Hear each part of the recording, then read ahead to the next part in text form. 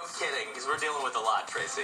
You really do. You need one of those when you go golfing, one of those rain jackets and rain hoods, because it is just going to continue to be probably raining at that time, and maybe even just drizzle at around 7:30 over at Daly Plaza. Right now, we have rain here in the city, rain right up toward O'Hare, and it's coming down rather vigorously.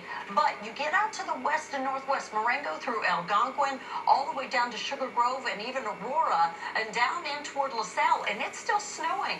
Then over Gary, Oak Forest, it's generally rain there. We will see this becoming more just drizzly here mid-morning and during the afternoon. And then what happens this evening, we start to get another push of more widespread precipitation. Initially, it will be just rain, but then we will see it changing over to snow. And it does look as though the overnight period tonight and into tomorrow morning, here's 9 o'clock tomorrow morning, still snowing in the area. But once again, the bulk of the snow we get tomorrow falls in the morning, but persistent light snow even into the afternoon tomorrow. 35 Schaumburg, 35 Crown Point, 34 in University Park. It's just really slushy and sloppy out there. And Roz, I think that's probably what you're hearing too. Oh, absolutely. We're hearing it, we're seeing it. And a lot of folks may want to think about public transportation throughout the entire weekend to avoid some of this wet weather.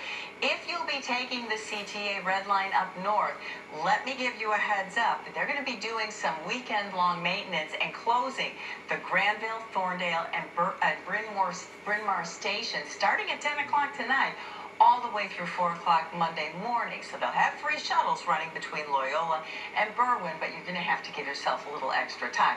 No problems with the CTA or any of the transit agencies right now. Expressways are still fairly quiet. The one crash we had eastbound on 90 near Powers has been moved to the shoulder, so that delay, it is starting to dissipate. We'll have travel times in the next update. Tanya and Mark. All right, thank you, Roz. Time now is 5:09. Up next, New York could ban cashless stores and restaurants. Plus, why the DNA testing company 23andMe is slashing its workforce. Your Money Matters report is next.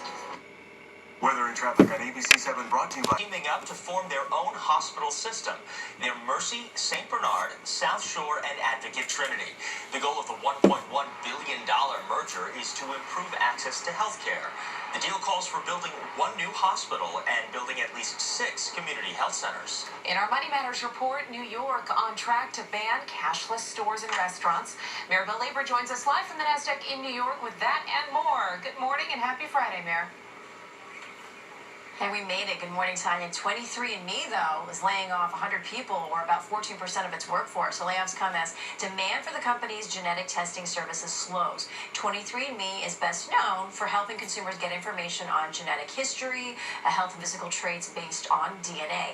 And the slowdown in demand could be tied to worries over privacy, according to the company's CEO, who made the comments in a CNBC interview.